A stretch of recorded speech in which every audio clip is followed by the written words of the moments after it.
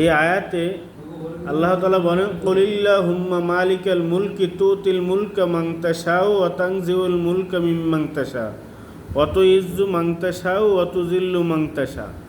এই আয়াতে কুল, হে নবী আপনি বলেন যে সর্বভৌম শক্তির মালিক আল্লাহ, তুমি যাকে ইচ্ছে ক্ষমতা প্রদান করো আর যার নিকট হতে আল্লাহ তাআলা ক্ষমতা নিয়ে যায়।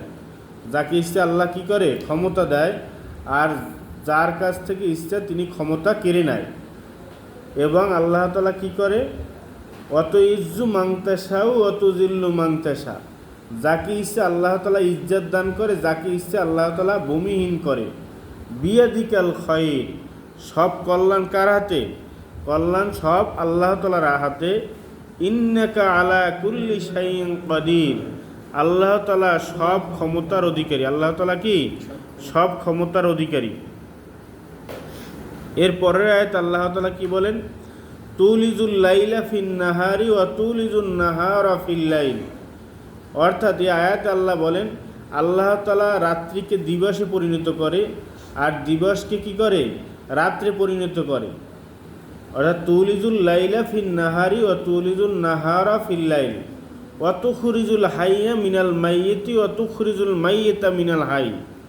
অর্থাৎ আল্লাহ তাআলা রাত্রকে দিনে পরিণত করে আর দিনকে রাত্রে পরিণত করে, আর কি করে? তিনি মৃত্যু হতে মানুষকে জীবিত করে আর জীবিত হতে আবার মানুষকে মৃত্যু ঘটায়। তো এরপর আল্লাহ তাআলা কি বলেন?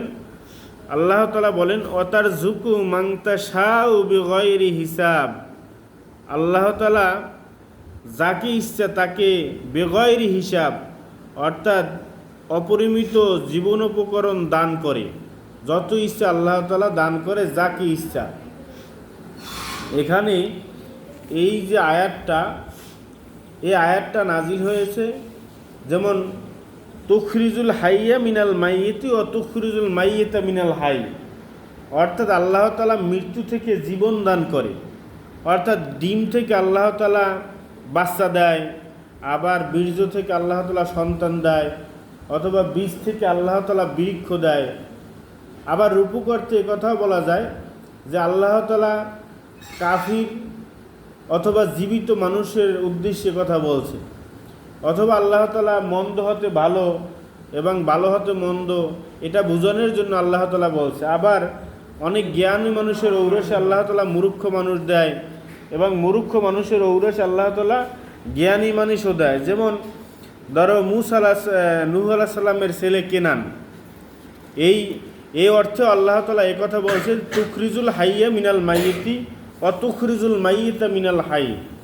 এই কথা দ্বারা এটাই যে বোঝানো হয়েছে যে মৃত্যু থেকে জীবিত করে, জীবিত থেকে মৃত্যু করে।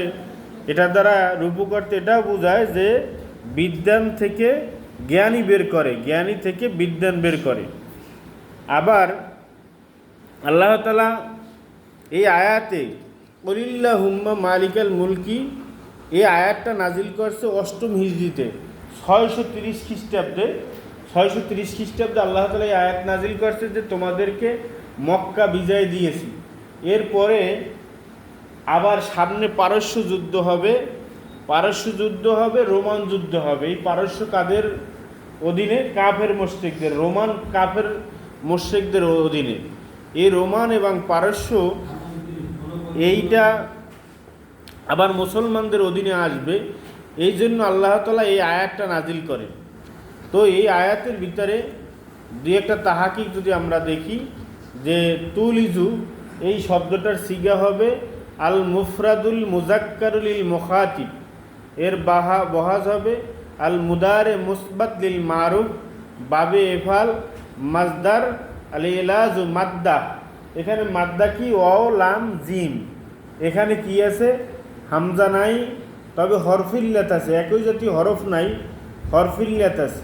হরফিল্লাত হলে কি হয়? মোতাল। মোতাল যদি ফাঁকালেমায় থাকে, ওয়াও হলো ফাঁকালেমায়, তাইলে মোতালে ফা, এটাকে আমরা বলি কি? মেসাল। মেসাল যদি ফাঁকালেমায় থাকে তাইলে হয় মেসাল। এরপর হরফটা কি? হরফে ওয়াও, তাইলে মিসালে ওয়াও। তাইলে তুলিজু শব্দ অর্থ হইছে পূর্বিষ্ট করেন, আপনি পূর্বিষ্ট করেন। এখন